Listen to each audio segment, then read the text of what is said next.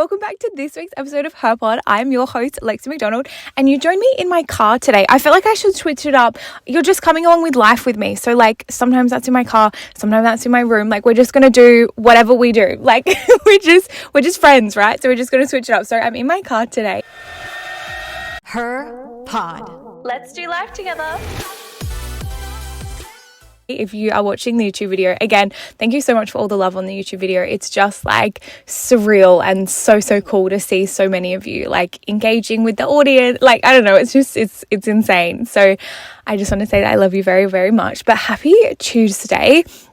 What's been happening this week? Well, I feel like I've spent a lot of time deep diving into the world of like toxic influences this week, and I have been rewatching old YouTube videos that I hadn't watched in a while. I'm a YouTube girl like through and through. Like I was raised on YouTube videos. Like I love the DIY series. I love like the saturation, the like crazy like transitions and like the pop-ups that came up being like thumbs up. Like that's my era. Like I lived and breathed for that and loved it so much. And I went back and was like watching some of that past content. It was very nostalgic. It was just like, this is so fun.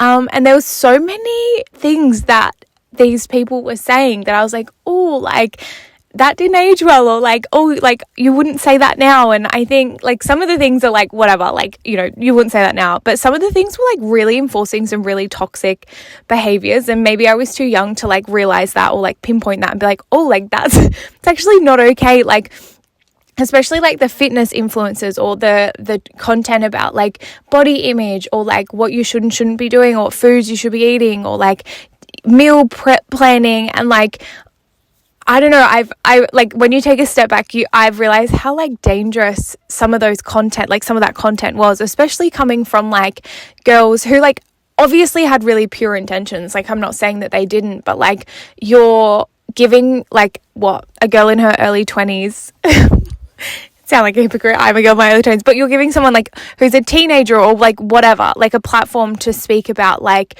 those kind of things, but in a way that like she's dealing with that shit. Like you're getting advice from someone who's like not having healthy eating habits, or you're getting, you know, I don't know.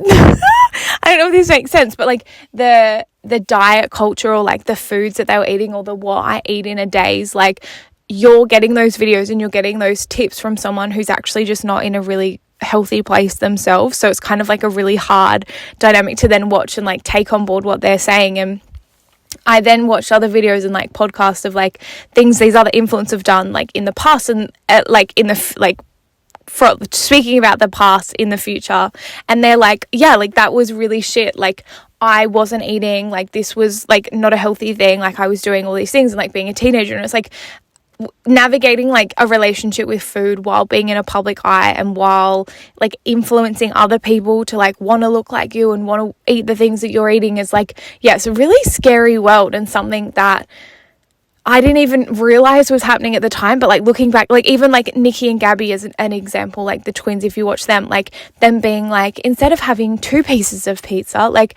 maybe just cut one in half and just have one, and then you're having that pizza craving, but like you're not going to get fat or whatever they said. And it's like, oh, it's just stuff like that that's just like, oh, it's so not cool. Like it's just like, yeah, and they're coming from a place of like that's something that they've been told, or something that's coming out of, you know, their insecurity or growing up and realizing that that's something that people do, and then kind of reinforcing that to millions of people that are watching at the same time is a very, very, very, very scary reality to kind of like understand and be a part of. But yeah, I've been very deep diving. Honestly, some of them are so good though. Some of my deep diving, like watching like old like Zoe Sugg videos back and watching a bit of like Jess Conti and like Aspenova, like the earlier content, and Bethany Motor, and like that whole era of like influencers was just so, I don't know, it's so sweet and so fun. And like I don't know if everyone was like a YouTube girl back in the day, but I know I definitely was, and I still follow those people now. Like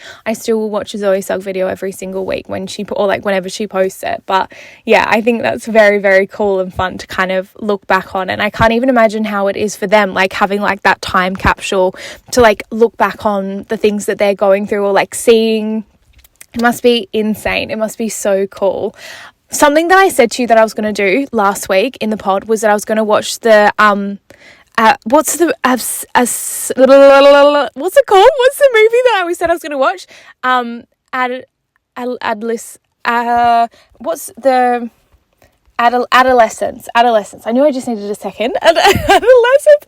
I said I was going to watch Adolescence, and I didn't. Which I don't know. I freaked myself out about it. I was like, yes, I'm going to watch Adolescence. It's going to be so great.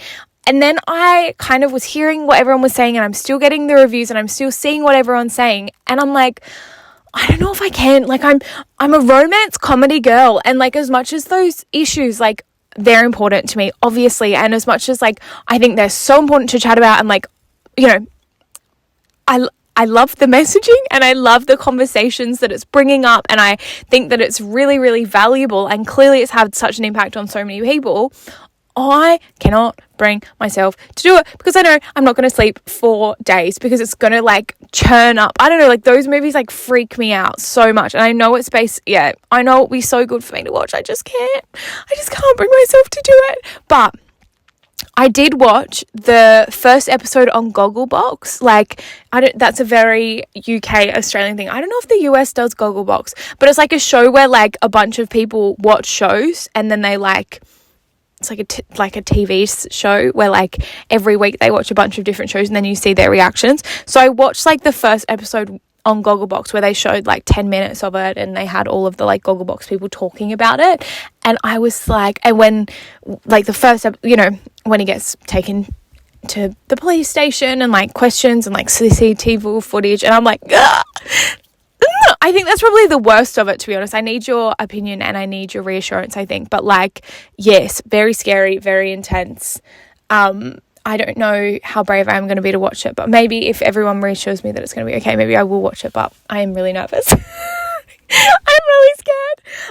The other thing that I've been watching that I was nervous to watch, but I'm glad that I did, but like less like brutally murdery, was the Disney, or not Disney, I keep saying Disney, the Nickelodeon, what was it called, where with Amanda Bynes and Drake and Josh, and spoke about like the child actor industry. I am so late to that. I know that everyone was chatting about that like a year ago, and I'm like just hopped on the bandwagon. It came like on because I was like, oh, where can I watch this? And I just assumed you could watch anywhere, and I was like, oh well, Disney's obviously not going to license that because it's kind of like, that's not great.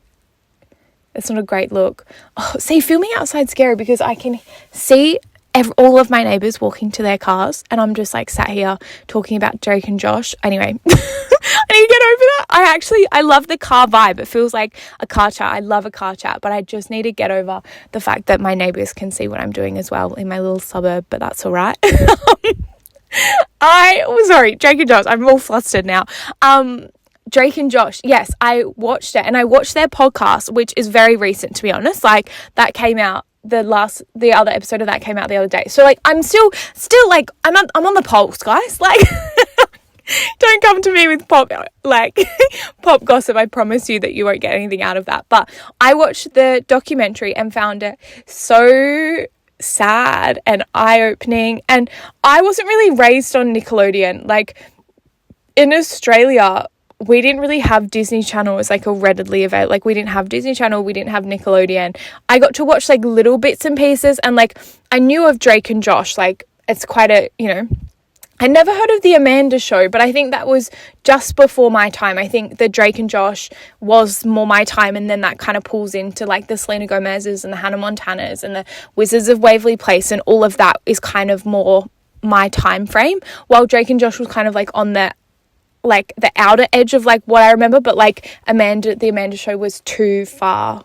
Like, I was too young to know what that even was, even though I didn't really watch any of that. I knew of it, and we had like, in Australia we had Saturday Disney, so like on a Saturday morning they would show some Disney shows and spend the morning showing like your Wizards of Waverly Place or your Sweet Life of Zach and Cody, and I was like, oh, this is like, so I'm living the American dream. And I used to remember getting up so early and sat there and watching like the American shows. I found it so fun and fascinating. So I've definitely watched like little glimpses, but like Drake and Josh I don't think was ever my time zone.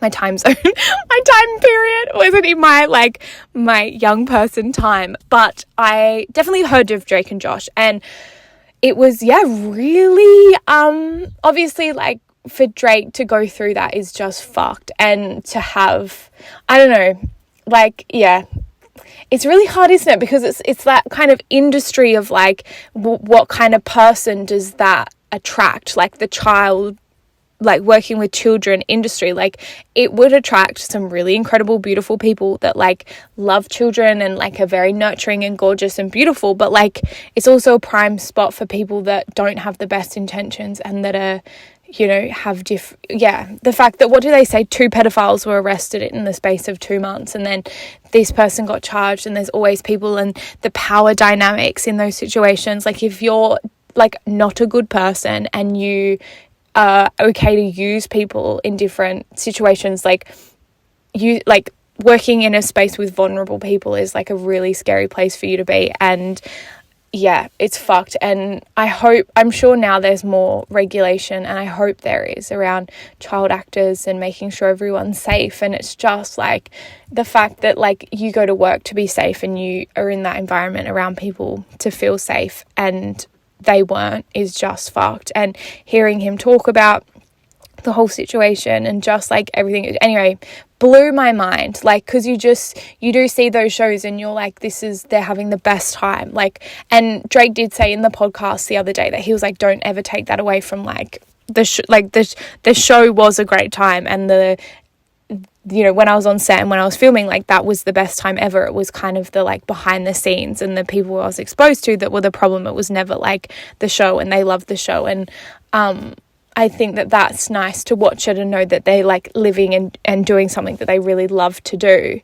But it does, like, paint the whole industry, I guess, in a completely different light for me. And it's, it's fucked, like, how bad things can be and how shit the world can be at times. Like, you just assume that everyone kind of navigates life with the best intentions and how you would, and then to realize that's very much not the case in so many situations is just really fucked. So let me know what you thought about the documentary. I'm sure you saw it a year ago when it came out, and I'm just so late to the trend. And, like, they're like, Lex, we've all talked about this for way too long. You're, like, behind. But let me know what you think. The other things, what else has been happening in my week, or things that I wanted to chat to you about? I had a really special catch up with my cousin on Sunday, which was so nice. We went down the beach. We had fish and chips. I've still got the bread in my car. Like, if you want to know how disgusting I am, it's now Tuesday and I've still got the bread. Like, the bread was kind of stale. So I'm, like, sat there being like, I don't really want, it's not, like, fresh, nice bread. Like, you know, when you buy bread and you're like, it's going to be fresh and nice. It wasn't really. So I'm kind of, like, debating what I want to do with that. I might feed it. I was going to say feed it to some ducks, but apparently you're not allowed to feed ducks bread. Anyway, we went and got fish and chips, and I had chip sandwiches. Has anyone ever had, like, I know that's a very Australian thing. I don't know if that they do, like, you do that in America or you do that anywhere else. But, like, if you get, like, fish and chips, fish and chips, and you, like, put white bread and, like, put some ketchup or tomato sauce on it, like, delicious. Honestly, one of the best things that's ever happened to the world is a chip sandwich, a hot chip sandwich. So I had a hot chip sandwich, he had fish and chips, and we drove down the beach, sat in his, like, ute or, like, truck if you're in America, and, like, put down, like, sat on the edge of it and just, like, chatted away. And we chatted until almost midnight, and we were there at 5 o'clock or 5:30, and we just, like, chatted about life. And it was so nice to, I don't know, I think I am surrounded and live in a big bubble around me, I feel, of, like, people that I surround myself with, and the values that I share. And, you know, I feel like I've created a really cool community of girls in, like, the Her Fam, and, like, I feel like we all have very similar values and beliefs about, like, I don't know, like, I feel like we're very like-minded people, and we like the same things. And, like, I can sit here and talk about Drake and Josh and Wizards of Waverly Place, and, like, you get it. Like, you're like, yes, I feel that. Like, we've all been on TikTok and we've all seen the, like, Benny and Selena this week of, like, how beautiful Benny is to Selena. And I just like, that's like the man I want. Like it's my new vision board is like a Benny. Like honestly, listening to that, what do you do with Jay Shetty, the podcast, and he was talking so beautifully about Selena, was talking about like how lovely and just like the things he was saying of being like, I'm never going to let it get to that point. Like if we're having an argument, I can see that she's upset. Like I'm never going to let it get to that point. Like we're going to support each other and we're going to love each other. And just like, oh, honestly, he's literally just so beautiful and sweet. So we've all seen those interviews. Like we're fully on the same page, I'm sure. But like someone like my cousin, like he works on the mines. He spends a lot of time fishing and camping and doesn't really go on his phone. And like we come from very different, well, like our lives are very, very different and our worlds look very, very different. And we obviously, like, he's my cousin, so like I adore him and love him so much, and I'm so lucky to have such a close family of like people around me. But like we're the same age, but we have a very different reality. And it was so nice to just sit and chat about, like, we chatted about like catch up life, like what's been going on, but also like just like current events, like issues, like having conversations with him about different beliefs that we have around like politics or like certain issues, and knowing, like, you guys all know where I stand, and I'm very strong on those values and beliefs, and I'm very like adamant that, like, you know, like everyone knows where I stand is what I'm trying to say. I feel like I don't make that very subtle, but I think on the other side, like, he's got some different views to me, and it was a really great chat, and I really enjoyed it, because sometimes I have conversations with uncles or like different people, and I'm just like, I can't see, like, I don't, like, some things they're saying are just like plain racist, or they're just like, and you're just like, I can't sit here and listen to you say those things. Like, what you're saying is wrong and very, very hurtful, and like I can't, you know, like, we've all had conversations with people, I'm sure, where you're like, our views are so different, like I don't agree with what you're saying, whether it's uncles or like people online, whatever. Like, there's definitely people that I'm like, I can't reason with you or understand why you would ever have those beliefs or values. Like, that's really hard for me to understand. But like sitting there and like, no, he's yeah, anyway, is that we just have different beliefs on different things, and sitting there and chatting to him about like why he thinks those things, and listening to his perspective, and knowing that like he's just trying to help people as well. And if you like take away, you know, the different sides or like the buzzwords around things, like if you can just go to the root, like he's trying to do what's best in his reality, and I'm thinking what's best in mine. And like if we can join the two and realize like where we both sit and what we both want, it's like we're not actually that different. Like, we're actually like our core values are the same. It's just how we've interpreted them are different. Anyway, it was a really eye-opening, interesting chat, and I loved it so much, and I came away with a lot of thought, because a lot of the time I don't get questioned on my values or my beliefs, and not that any of them have changed, but I think it's nice to have an educated conversation with someone and like actually listen to what they're saying. Anyway, it was a really interesting chat, and I want to know if you guys have ever done that, like had a chat, like a really productive chat from someone that has different values or like different political views, I guess, to you, because I have not really had that for a long time. Like, I definitely have had conversations and been like, oh, well, you're going to do this, aren't you? Because that's like, but like actually sitting down and like not necessarily agreeing, but coming out of it, not changing each other's mind or not, but like genuinely just feeling like we have an understanding of each other, was like a really, really beautiful thing, and something that I feel like I was really grateful for. So that was really nice. And what else has been happening? I feel like my life's been really boring this week. I think if you guys are old HerPod listeners, you will know that I keep saying like there's this thing that like might be happening, that might not be happening, that like is a business thing that like I like actually can't talk about, which is so annoying when like people say that. They're like, oh, like I just can't talk about it right now. I'm like, oh, but like there's something that I'm like, there's in the pipe works that like I can't talk about, but like if it's out of my control too. Like, I'm waiting on an answer of like, yes, this is happening. No, this is not happening. And there's two very different realities that kind of stem from that after that point of like, yes, that's happening. No, that's not happening.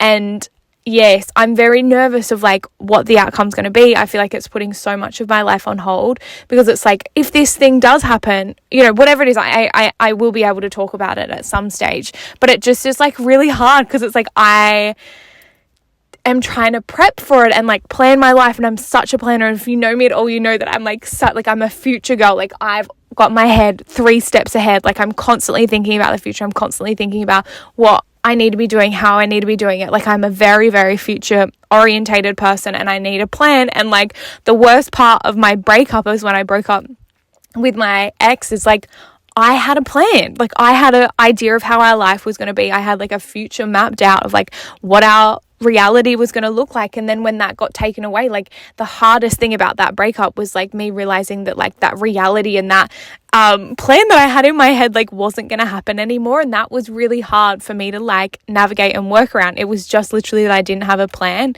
I'm always a plan girl. Like, I see into the future. I'm such a daydreamer. They say that's a very like entrepreneurial like quality, is like just being like a big dreamer and like thinking about the bigger vision and the like whatever. Like, I'm always thinking ahead and have a plan. And I think sometimes that's bad as well, that I'm constantly living in the future and constantly am feeling anyway. But like, I'm such a planner, and like I get very anxious when I don't know what I have to work towards to get me to where that I want to go. Like, I'm very like, I have a plan.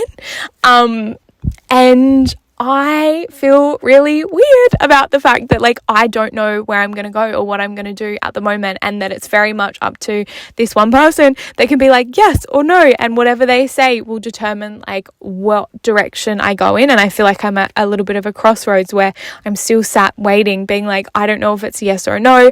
I'll tell you when I can tell you. I know it's so annoying to sit here and be like, I can't, but like it'll all make sense, and I'll do a big episode on it regardless of if it happens or not. But yeah, I feel in a really weird limbo waiting period, which I am not liking at all. It feels very unsettling, and yeah, but it's hard to plan anything around what I'm meant to be doing. A quick break in the episode to talk about something I know you're going to love. If you've ever dreamed of starting your own merch line, side hustle, or creating something totally you, Printify is your secret weapon. With Printify, you can design and create products without dealing with inventory, shipping, or upfront costs.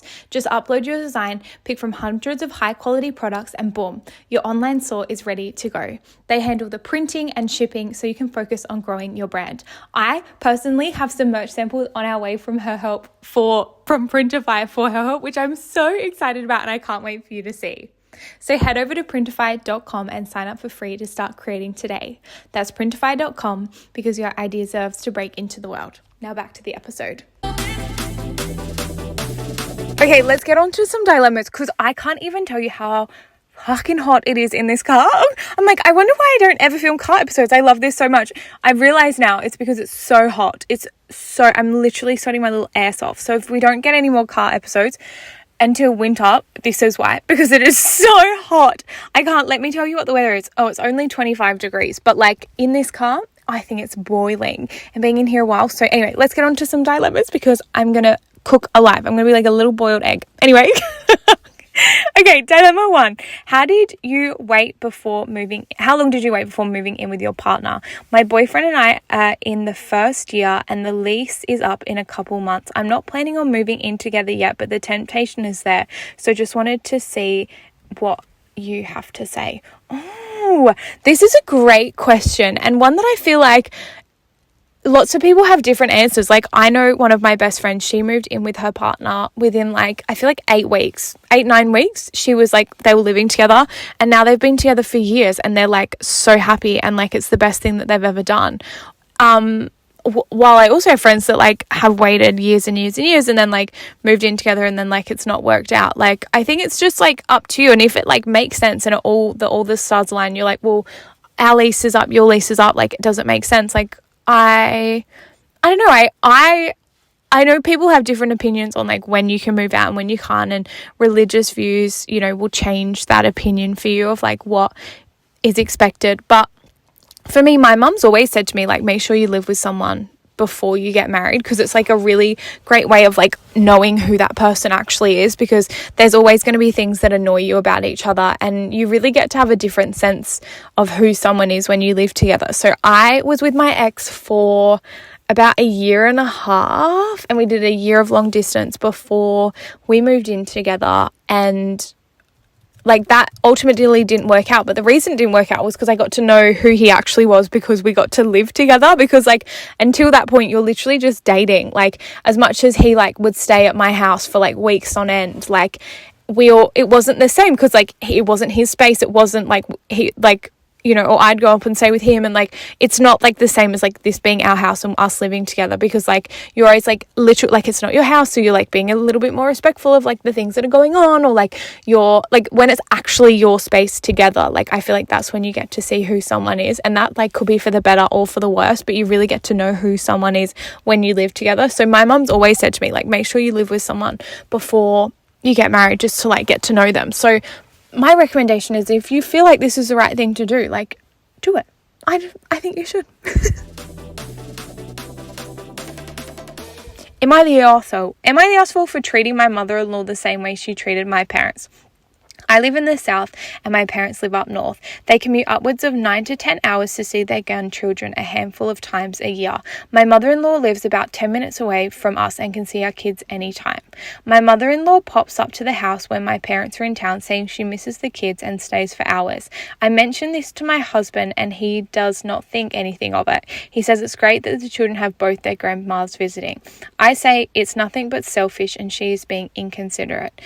This has gone on for years. She most recently came over while my parents were visiting and said the kids wanted to bake cookies at her house and takes the kids. This happens while I was at work. I do not say anything to my mother-in-law to keep the peace, and I feel like my husband's job to check with his mum. My parents are very laid back and will not say anything or cause confusion, but I know is bothering them. Well, as luck would have it, my father-in-law retired and they moved. She flew into town and to see the kids. On day 2 of her visiting, I called my children's nanny and asked her to come and get the kids and tell her kids that they're going to make cookies at her house. Now my mother-in-law is all upset that she is in town to see the children and they are gone. My hubby is upset with me, also saying that I was vindictive towards his mum. I said I'm just doing what she did, so why? Is there anything wrong? Stop. Okay, I know what it's like to have a difficult relationship with like a mother-in-law or like a mother of a partner. It's really hard, and it's a really hard dynamic to navigate, and the only way that I feel like you can get through it is if your partner has your back. And I'm not saying what you did was right, but I'm saying that like in a situation where like it's you or your mum or their mother-in-law is treating you differently or whatever, like mother and sons can have a really weird relationship, and that can be a really hard relationship to navigate if you're like coming in and there's that weird competitiveness of like being the other woman or like whatever the fuck it is. It's like a really hard relationship to navigate, and I think the only way that you can actually navigate that and have a healthy relationship is if your partner stands up for you, because it's a weird, like mum, you can't stand up for, like you can't confront her like you would confront your family. It's kind of like he needs to do that because it's his mum, and he needs to have your back, and if he doesn't have your back, that says way more about, I don't know, who he is in the relationship, because you can't spend your life living in this situation where you're like, his mother-in-law's doing this, like I don't know, it's just fucked, like it's actually fucked. So I don't know, I'd have a conversation with your husband first and sit down and be like, I'm going to have your back in family situations and you need to have my back as well. There's a postman. Great. He's coming right up to the house. Honestly, this is so... Okay, fucking hell. I think that what you did was a bit of an asshole behavior, and you know that it was a little bit petty. You knew that like you're just like tit for tat, which like probs isn't the right thing to do. I can see where you're coming from, and I can see how annoyed you'd be, and I can see that like your like she's walking over your family, so like you're gonna stand up for like that. But I think the bigger issue is just like the relationship in general, and making sure that your husband actually has your back in those situations, because that would make the whole thing so fucking hard, that's for sure. Dilemma 2. Hi Lexy. My ex and I broke up 8 months ago and we were together for almost 3 years, and to be honest, I was heartbroken. I was the one who ended things. My ex was not the person I started dating, and things were getting verbally, mentally abusive. I know it was a good decision, but I still find myself thinking about him a lot. I don't want to, but I miss him and I want to text him. I know nothing good can come from that, but I can't stop thinking about it. I don't even know what I would say. What do I do? This is so normal and something that I went through. It's like you just want to text them and you just like, what do they say? Like you can't, there's a really great thing that I heard during the moment. It's like you can't run back to someone that broke all of your wounds and expect them to like fix you and heal you, because that's all I wanted, was for him to like come back and be like, oh my God, like I love you so much, and like all those things that I said were wrong. But like you can't put your trust and your heart back into the person that fucking ripped it apart and want them to rebuild it. Like that's not the power that we're giving anyone. That's not okay. And I know that you feel, it's just like that mental battle of like, I just want to text this person, like this person, like 3 years is a fucking long time to be with someone, and you have so many memories and thoughts and feelings, and like you've fucking done life together for so long that whatever's fucking happening, you just want to message them and be like, hey, like let's hang out, like I love you so much. Sorry, I've got to open a window. I'm literally like one of those, like I'm gonna gas myself in here, it's so hot. But yeah, you've literally just got to grieve this person, and it's not going to be something that happens really quickly, and it's not something that is going to happen overnight, but it's something that's going to happen slowly. And you know, one day you wake up and you'll be like, fuck, like I'm over this person, this is the best thing I've ever done. But it is a really gradual process, and you are going to want to message him. And when you feel like there's things that you want to say to him, like write it in a journal, write it out, like just put it out there, put the feelings out there. Don't just leave them circulating in your head. Make sure that you're getting them out and on paper, and like feeling like you're pushing, like, yeah, don't just hold them all in. Make sure that you're letting them out and you're journaling, and whatever you're doing sounds like a really great way to be. That's what I did for so long, is like write the message that you're going to send to him and send it to a friend or send it to someone else. Like don't send it to him. So did I say that? If write a message you're going to send to him and write it in a journal or send it to a friend, don't send it to him. But like getting those thoughts out there can be really, really valuable.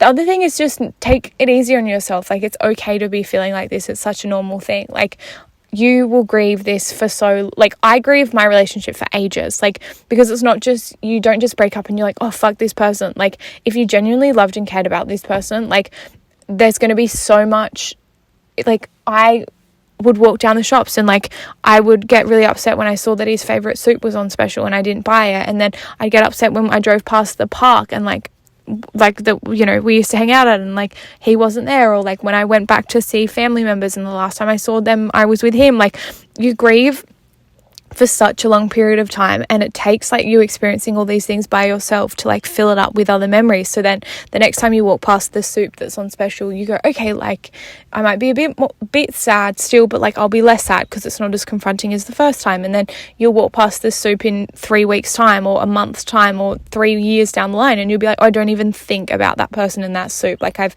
created new memories over that. And it's really just about like, yeah, grieving that person. It's something that you've lost, and someone that was really close in your life that's no longer there. And I know that you want to message them and you're saying that, you know, it's whatever, that you've ended things and you miss him, but you can't stop thinking about him. Like that's actually very, very, very normal, and it's okay to be feeling like that, because I definitely was for a very long time. I honestly, it got to a year after my breakup and I still like got really teary at that anniversary, and I was like, fuck, like why am I still not over this? Like I'm definitely over it more than I was at the time, but like there's still, you know, I still think about him sometimes. He still pops into my mind, and I was really upset at myself for being like, why is this still something that controls so much of your life and your reality? And the thing is, it's because you care about that person so much, and it's literally like they've died. Like you don't talk to them again, they block you on everything, you never see them. It's like they're not in your life anymore, and that's a really hard thing to negotiate and manage, especially being in a relationship for so long. So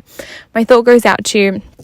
What else can I suggest? Well, I guess like HerHelp has lots of sessions, not as like a shameless plug or anything, but like genuinely as like I watched those sessions and I got those sessions while I was going through my breakup, and I think they really, really helped me just like understand it better. If you can have someone just like talk about the things that you're going through, because it can just feel so fucking isolating. If there's someone being like, I want to text my ex, like there's a session on that, and she like goes into like why you feel like that, and she's like actually this postman keeps popping out everywhere. Yeah, she's really, really good. So I'd check out those sessions if you wanted to as well. Oh my God, I literally feel like such a hot mess today, and I feel like there's no hot in it. It's literally just mess. All right, dilemma 3. My battery's flashing on my camera, so I've got to make this fast. My boyfriend, 28, and I, 25, have been together for 3.5 years. We've lived together for over a year, both of state... Sorry, I'm so flustered that the camera's about to go flat. We've lived together for over a year, both out of state from our families, and now we are back home. Of course, our relationship has broken up with me twice for similar reasons. It's plateaued and he doesn't see a future with me. About a year ago, we started couples therapy to work through everything that has gone on. It's been helpful, but he still isn't sure about our future with me, marriage. He hates when I bring up the subject and gives me unclear messages like saying he just doesn't want to get married now. Is it about me or about him? I've expressed that I know what I want, engagement, not necessarily right now, but within the next year. I'm not even trying to change his mind, but I feel like with everything I've put into this relationship, I deserve to be with someone who wants a future with me. Yes, girl, you do deserve to be in a relationship with someone that wants a future with you. And I think you even writing this and like saying those things, you know that you're worth better, and you're clearly putting in so much work into this person and going to couples therapy. But like, if he breaks up for you because he doesn't see a future with you, like, babe, you're 25, like, get your ass up, walk away and go, I deserve better than this. I know I deserve better than this, and find someone that actually does want you and you deserve to be with. Because trying to change someone and mold someone into someone that you want them to be, as much as you love that person and you want that future with them, like, if they can't get up off their ass and really commit to this and like keeps breaking up with you because he doesn't see a future with you, like, take that as a sign and run. And I know you can see those signs, you're just trying to tell yourself that like it's not going to be like that, but like, please see those signs and trust that like you deserve someone that's better. And you'll sit here and write me a dilemma in the next year and be like, holy fuck, I'm so glad I didn't settle, because like I found this perfect person who like I don't have to ask to do things, I don't have to push to like see a future with me, that like actually just genuinely does and like lives his life because he actually wants to be with me. And that is what you deserve. Okay, my camera went flat. I knew it would. So hopefully that last footage did save. I'll be very upset if it didn't, but I am gonna go because I need to go charge my camera, and it is so hot in this car. But I just wanted to say that I love you so much. Thank you so much for listening to the pod. I'll be back with a less chaotic episode next week, probably not filmed in a car because turns out very hot. But I love you. It was so nice to catch up, and yeah, I can't wait to chat with you next week. Let's do life together. Bye.